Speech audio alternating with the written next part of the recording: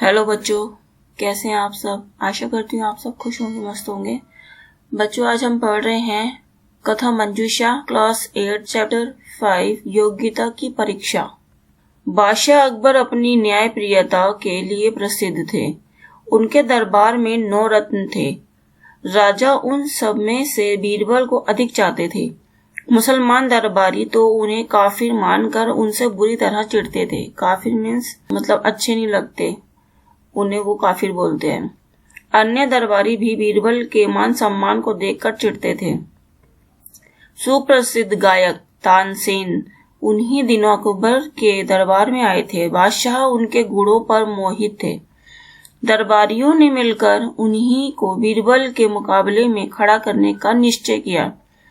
तानसेन मुसलमान थे, इसलिए मुसलमान दरबारियों की दृष्टि में वह बीरबल से कहीं अधिक ऊंचे और काम के थे।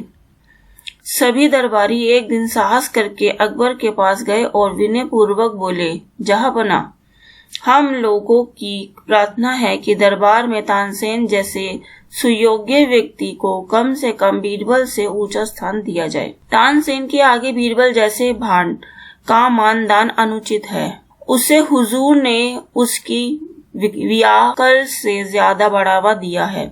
वो ये कह रहे हैं कि जो बीरबल है तो तानसेन के अकॉर्डिंग उसकी जो वो है, मतलब कि वो ज्यादा उस लायक नहीं है कि वो जो राजा है उसका मंत्री बन सके। तो वो चाहते हैं कि बीरबल की जगह तानसेन उनका मंत्री बने। वह तो बहुत छोटे दर्जे का आदमी है। वो क्या बोल रहे हैं कि मतलब वो उस लायक ही नहीं है, वो उसकी तो मतलब इतनी रेपुटेशन ही नहीं है, इतनी उसकी औकात ही नहीं है कि वो उनके जो दरबार है उनका मंत्री बन सके, क्योंकि वो मुस्लिम है और तानसेन भी मुस्लिम है, इसलिए वो उनको ज्यादा सब सपोर्ट कर रहे हैं। उस पद पर तानसेन को होना चाहिए।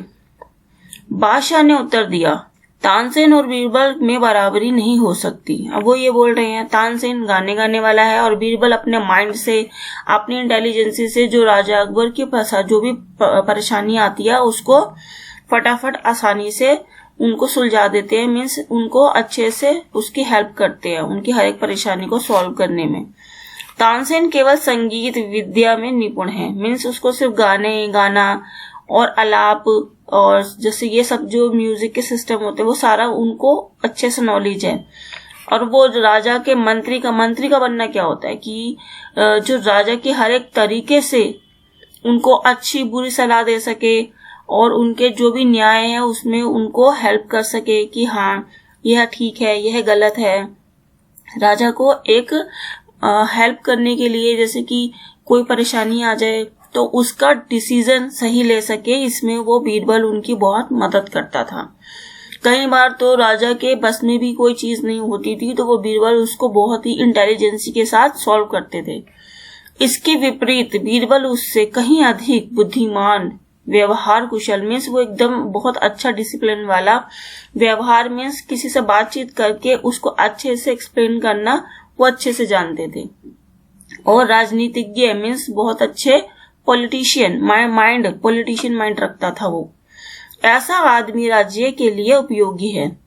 ईर्ष्या करने वालों का निराशा ही हाथ लगी। ईर्ष्या करना मतलब किसी से जलना, किसी से मतलब किसी को अच्छा ना लगना। कोई किसी को पसंद नहीं करता तो वो ईर्ष्या करता है, जलता है उससे, तो वो उसका अच्छा नहीं चाहता। इसीलिए वो क्या कह रहे हैं, जो मुसलमानी दरबारी थे, जो लोग थे, ईर्ष्या करने वालों को निराशा ही हाथ लगी।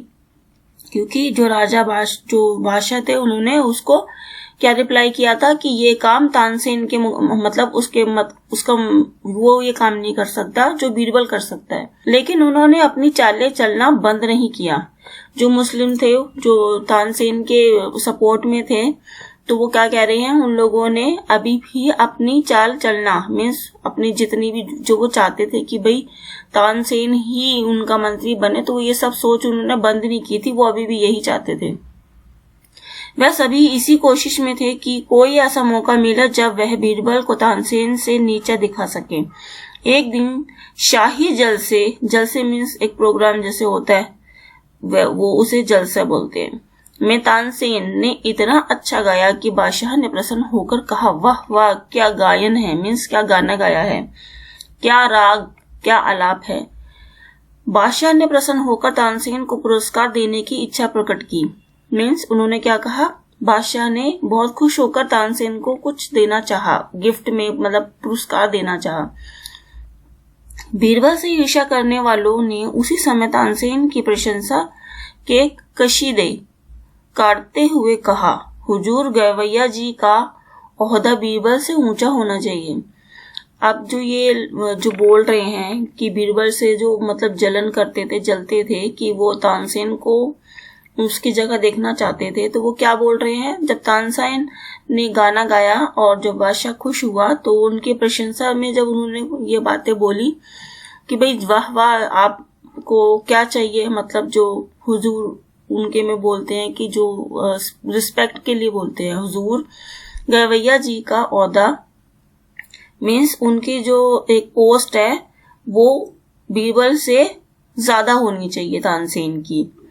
तो वो बोल रहे हैं यही इनके लिए सबसे अच्छा इनाम होगा। अब बीरबल के बजाय आप इन्हें अपना मंत्री बना लें।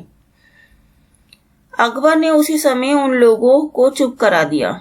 अकबर ने दूसरे दिन वर्मा के शासक के नाम 2 पत्र लिखकर अलग अलग लिफाफों में बंद किए। इसके बाद तानसेन और बीरबल को एक एक लिफाफा देकर उनसे कहा, तुम लोग अभी वर्मा के लिए रवाना हो जाओ। वहां पहुंचकर अपने अपने हाथ से वर्मा के राजा को मेरे पत्र देना। पत्र पर राजसी मोहर लगी हुई थी। मीन्स जो राजा जिस मतलब जहां पे रहता है वहां की स्टैंप, मतलब राजा के जो मेन होता है, जो जिस कंट्री में रहता है उसकी स्टैंप चलती है ना, तो वैसे ही उसके जो राजा था, बादशाह जो उसका दरबार था, उसकी एक स्टैंप थी जिससे पता चल रहा है कि ये राजा अकबर के यहाँ से पत्र आया है। अपनी स्टैंप लगा के उन्होंने उनको दी। दोनों वर्मा के लिए रवाना हो गए। कई दिनों के सफर के पश्चात वे वर्मा पहुंचे। जो वर्मा में जगह एक जहाँ पे उन्हें जाना है, वहां उन्होंने वर्मा नरेश के दरबार में जाकर शाही पत्र दिए। अब वर्मा का जो राजा है वहां का वो कौन है, जो इन दोनों को, तानसेन को और बीरबल को जहां जाना था, तो वो वहां पहुंच गए। और पत्र पढ़कर वर्मा नरेश आश्चर्य में पड़ गए। वो हैरान हो गए इस लेटर को पढ़कर। दोनों पत्रों में यही लिखा था कि पत्र ले जाने वालों का तुरंत वध करवा दिया जाए। मीन्स दोनों को मरवा दिया जाए। वर्मा नरेश यह नहीं समझ पाए कि बादशाह उन्हें वहां भेजकर क्यों वध करवाना चाहते हैं। मीन्स कि भाई ये दोनों को मेरे यहाँ पर ही क्यों मरवाना चाहते हैं। ये सजा तो वो अपने दरबार में भी दे सकते थे उन दोनों को मारने की, तो उन्होंने स्पेशल यहीं पे क्यों भेजा भाई कि मैं इन्हें मारूं। वो यहाँ का राजा सोच रहा है यदि बादशाह उनका वध ही चाहते तो अपने पास ही वध करवा सकते थे। इस विषय पर उन्होंने अपने अनुभवी प्रधानमंत्री से सलाह मशविरा किया। मीन्स उन्होंने अपने जो राजा था वर्मा का, उसने अपने वहां के प्रधानमंत्री, जो अपने यहाँ के जो मंत्री थे, हेल्पर थे जो उनसे डिस्कस करा इस मशवरे पर कि भाई ऐसे ऐसे ये पत्र भेजा है अकबर ने या राजा ने, और वो इस तरह से इन दोनों को मेरे यहाँ पर ही मरवाना चाहते हैं, तो हम क्या करें, क्या होना चाहिए। प्रधानमंत्री बुद्धिमान थे। उन्होंने कहा इस मामले में हमें जल्दबाजी करने की जरूरत नहीं है। दोनों को 1 सप्ताह जेल में बंद करके यह कहा जाए कि वे 1 सप्ताह में अपने अपने अपराधों को सही सही बता दें, नहीं तो उन्हें मृत्युदंड मिलेगा। इस प्रकार सच्चाई भी सामने आ जाएगी। अब वो क्या कर रहे हैं, जो उनका जो वर्मा नरेश का जो हेल्पर था, मंत्री थे, उन्होंने क्या सलाह दी थी कि ऐसा करते हैं, इनको 1-1 हफ्ते के लिए जेल में डाल देते हैं और जब तक ये अपना गुनाह कबूल नहीं करते कि इन्होंने किया क्या है जिसकी वजह से इनको ये सजा मिली है, वो ये चाहते थे। वर्मा नरेश को यह राय पसंद आई। उसने बीरबल और तानसेन को संबोधित करके कहा, देखो, हिंदुस्तान के शहंशाह अकबर ने मुझे तुम दोनों को मार डालने के लिए लिखा है। निश्चय ही तुम दोनों ने कोई ऐसा अपराध किया है जिसके कारण शहंशाह चाहते हैं कि तुम दोनों को अपने देश में मौत भी न मिले। इसलिए उन्होंने तुम्हें यह मानने के लिए भेजा है। लेकिन यदि तुम लोग 1 सप्ताह के भीतर अपना अपना अपराध सच सच बता दोगे तो मैं इस विषय पर विचार करूंगा, तभी कोई कदम उठाऊंगा। बीरबल ने सादर झुककर वर्मा नरेश का अभिवादन किया। जो उन्होंने बोला, बीरबल ने क्या कहा, उनको सर झुकाकर उनकी एक जो अभिवादन करना, रिस्पेक्ट करना। कोई अगर बोल रहा है बड़ा तो उसको सुनना, उसकी बात को फॉलो करना। तानसेन तो हक्के बक्के रह गए, मीन्स वो तो एकदम जैसे हक्के बक्के रह जाना, उनको तो कोई होश ही नहीं था कि ये हुआ तो हुआ क्या। उन्हें तो समझ ही नहीं आ रहा था कि वह क्या करें। दोनों को जेल की कोठरी में बंद कर दिया गया। वहां पर तानसेन को गाने की जगह बार बार रोना आ रहा था। वह बीरबल से बोले, भाईजान अब जान ना बचेगी, मुझे तो कुछ सूझ ही नहीं रहा, अब आप ही जान बचाने का कोई उपाय बताइए। बीरबल ने उन्हें समझाते हुए कहा, घबराते क्यों हो मियाँ, मीन्स आप घबराते क्यों हो, बस सब्र से काम लो और जैसा मैं कहूँ वैसा करते जाओ। तानसेन घबराए हुए स्वर में बोले, आप जैसा कहेंगे मैं वैसा ही करूंगा, बस मेरी जान बचवा दो, मुझे तो अब केवल आपका ही सहारा है, आप हुक्म कीजिए, मीन्स आप मुझे बताइए कि क्या करना है। बीरबल बोले, देखो मियाँ तानसेन, मियाँ मीन्स उनके लैंग्वेज में किसी को अगर बोलते थे, नाम लेते थे तो वो क्या बोलते थे, मियाँ, मॉडर्न लैंग्वेज में बोला जाता है। 7 दिनों के बाद जब राजा के आदमी हम लोगों का वध करने के लिए लेकर चलेंगे तो उस समय तुम जिद पूर्वक कहना, पहले मुझे मारो, मैं कहूंगा पहले मुझे मारो, आगे जो करना होगा वह मुझ पर छोड़ दो। तानसेन व्याग्र होकर बोला, मीन्स उसने व्याग्र होकर मीन्स चलो उसको थोड़ी तसल्ली हुई कि अच्छा ठीक है, अगर ऐसा करने से हमारी जान बच सकती है तो मैं ऐसा ही बोलूंगा। बहुत अच्छा जनाब, जैसा आप कहेंगे मैं वैसा ही करूंगा, लेकिन यह ध्यान रखिएगा कि कहीं गर्दन सचमुच ही ना कट जाए, यदि मुझे कुछ हो गया तो मेरी बुढ़िया माँ बेमौत ही मर जाएगी। बीरबल ने उन्हें समझाते हुए कहा, अब तुम रोना बंद करो और अपने राग लापो, भगवान ने चाहा तो दोनों सही सलामत दिल्ली पहुंचेंगे। दोनों 7 दिन साथ साथ जेल की कोठरी में बंद रहे।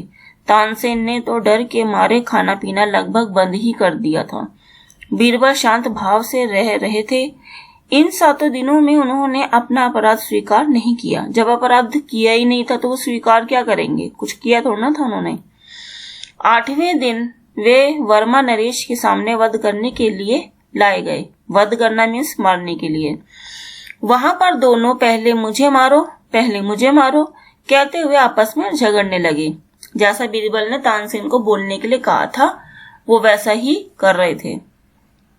राजा व अन्य दोनों लोगों को मारने के लिए उत्सुक देखकर हैरान हो गए। राजा ने दोनों से कहा, तुम बड़े अजीब आदमी हो, इस तरह मरने के लिए आतुर किसी को पहली बार देख रहे हैं।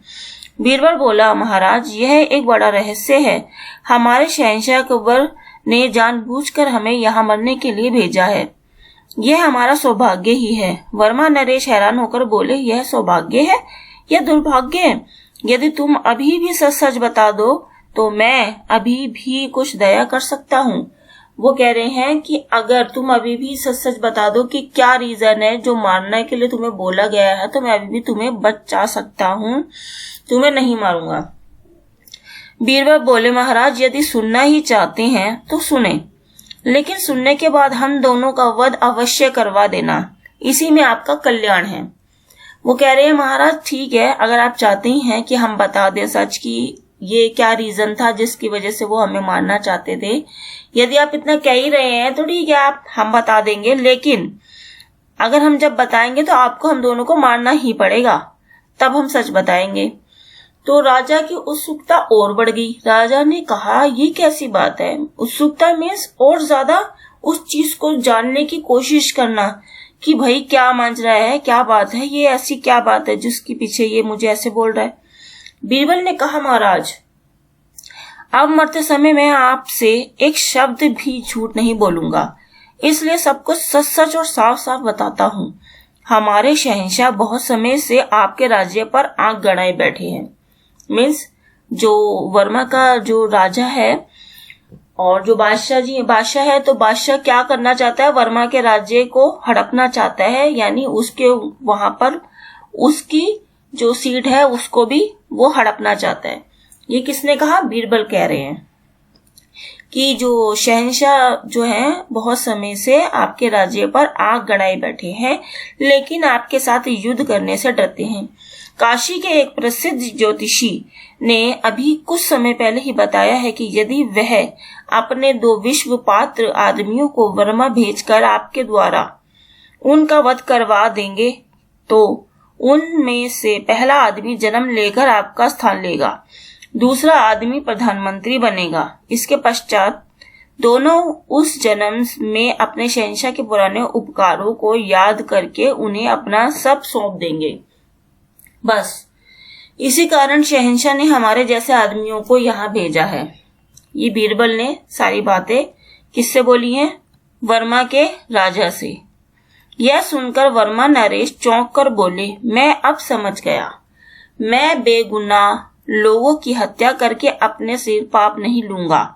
हिंदुस्तान के बादशाह की आज्ञा मानने के लिए मैं बाध्य नहीं हूँ। मतलब हिंदुस्तान का जो राजा है, अगर वो कुछ अपनी बात कहना रख रहा है या बात कहना चाह रहा है, तो जरूरी नहीं है कि मुझे उसकी बात को फॉलो करना है और मैं उसकी आज्ञा का पालन ही करूंगा। मेरा राज्य अलग है, उसका राज्य अलग है, वो अपने राज्य संभालेगा, मैं अपना संभाल रहा हूँ। मेरी मर्जी है मैं उस चीज को मानूं या ना मानूं।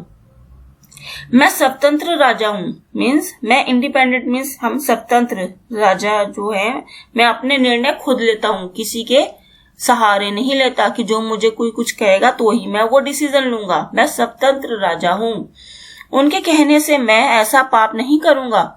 निश्चय ही वह किसी बुरी नीयत से निरपराध लोगों का वध मुझसे करवाना चाहते हैं। मतलब वो यह चाहते हैं कि उनकी जो नीयत इतनी बुरी है, तो वो मुझसे अपराध करवाकर मुझसे ये काम कि दूसरों को मरवाने का जो काम है वो मुझसे करवाना चाहते हैं, ताकि मैं एक पापी बन जाऊं।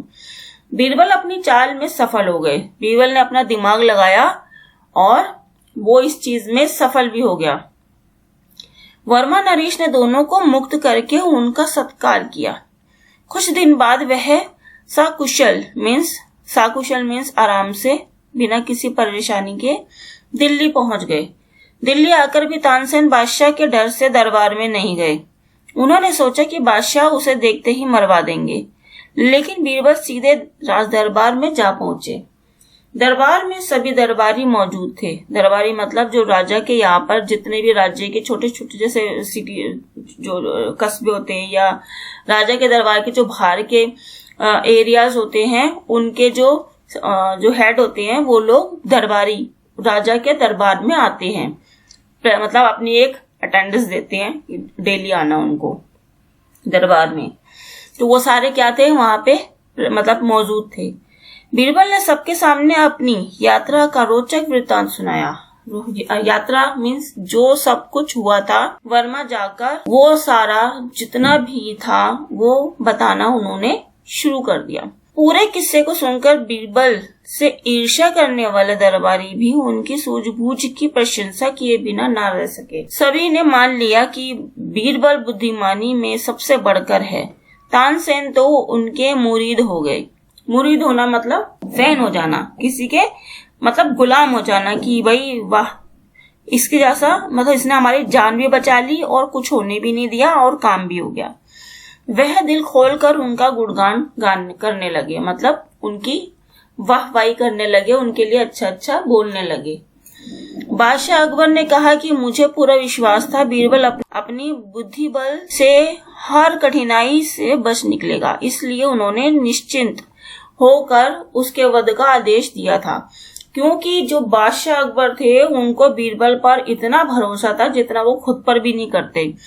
लेकिन जो तानसेन के जितने भी जो ज्यादा वो उसके जो लोग थे बार बार पीछे पड़े हुए थे, उनको चुप कराने के लिए बादशाह ने जानबूझकर ये सारी चालें चली थी। और बीरबल अपनी बुद्धि से ये सब चीजें ठीक कर लेगा, इसीलिए राजा ने ये सब चीजें करवाई। इस प्रकार बादशाह अकबर ने बीरबल के विरोधियों को शांत कर दिया और अब जो उसके विरोधी थे बीरबल के, वो भी चुप हो गए थे। कि बच्चों ये चैप्टर आज यहाँ पे कंप्लीट हो गया है। और आशा करती हूँ आपको अच्छे से एक्सप्लेन कर पाई हूँ और आपको समझ आया हो। ओके बच्चों, अगर आप मेरे चैनल पर अभी नए आए हैं तो प्लीज आप मेरे चैनल को सब्सक्राइब कीजिएगा ताकि मेरी आने वाली हर एक वीडियो का नोटिफिकेशन आप तक पहुंच जाए। और आपको अच्छी लगे तो प्लीज दूसरों से भी शेयर कीजिएगा, अपने दोस्तों की भी हेल्प कीजिएगा। और क्वेश्चन आंसर डिस्कस करने है तो कमेंट बॉक्स में आप मुझे जरूर बताइएगा, मैं इसका रिप्लाई करूंगी। ओके बाय बच्चों, टेक केयर।